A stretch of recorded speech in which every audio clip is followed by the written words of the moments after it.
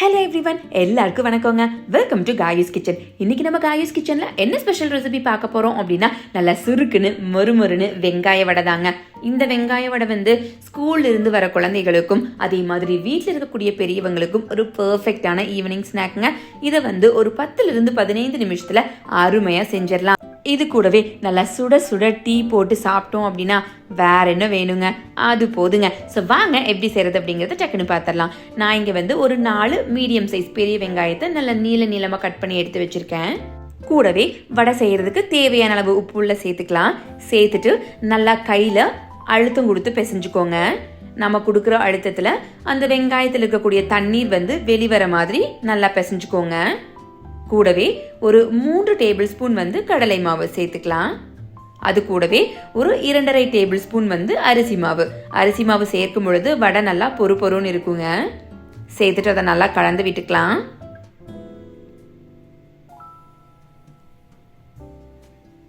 அடுத்து பொடி பொடியா நறுக்கி வச்சிருக்கக்கூடிய ஒரு டேபிள் ஸ்பூன் இஞ்சி அதையும் உள்ள சேர்த்துக்கலாம். கூடவே ஒரு 1/2 டீஸ்பூன் ஜீரகமும் சேர்த்துக்கலாம். ஒரு கைப்பிடி கறிவேப்பிலை, நல்லா ரவுண்டா கட் பண்ணி வச்சிருக்கக்கூடிய 3 பச்சை மிளகாய் அதையும் உள்ள சேர்த்துட்டு கடைசியா ஒரு டேபிள் ஸ்பூன் இல்ல உங்க காரத்துக்கு ஏத்த மாதிரி வரமிளகாய் தூள் சேர்த்துக்கலாம். சேர்த்துட்டு இப்ப எல்லாமே ஒன்னா பைண்ட் ஆகிற மாதிரி கலந்து விட்டுக்கலாம்.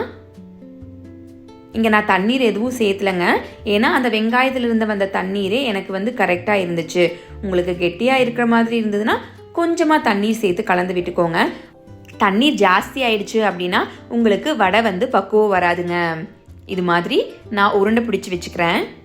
வச்சுட்டு நல்லா வடை மாதிரி தட்டி எடுத்துக்கலாம்.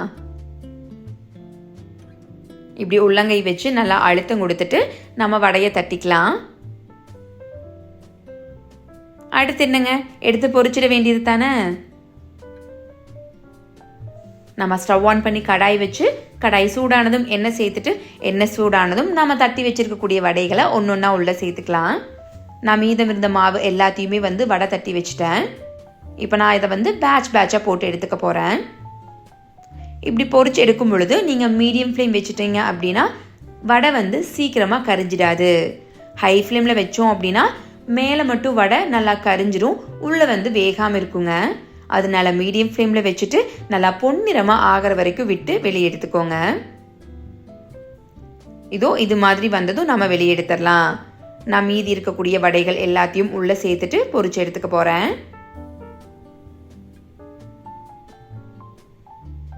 அவ்வளோதாங்க, நம்ம மீதம் இருக்கக்கூடிய வடைகள் எல்லாத்தையும் சுட்டெடுத்தாச்சு.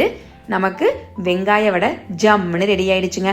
ஸோ நீங்களும் உங்கள் வீட்டில் கண்டிப்பாக ட்ரை பண்ணி பார்க்கணும். இது ரொம்பவே ஈஸி அண்ட் டேஸ்டியான ஒரு டிஷ்ங்க. ஸோ ட்ரை பண்ணி பார்த்துட்டு எப்படி இருக்குது அப்படிங்கிறத மறக்காமல் நம்ம கமெண்ட் செக்ஷனில் சொல்லிடுங்க. அதே மாதிரி நம்ம சேனலையும் மறக்காமல் லைக் அண்ட் சப்ஸ்கிரைப் பண்ணிக்கோங்க. Thank you everyone.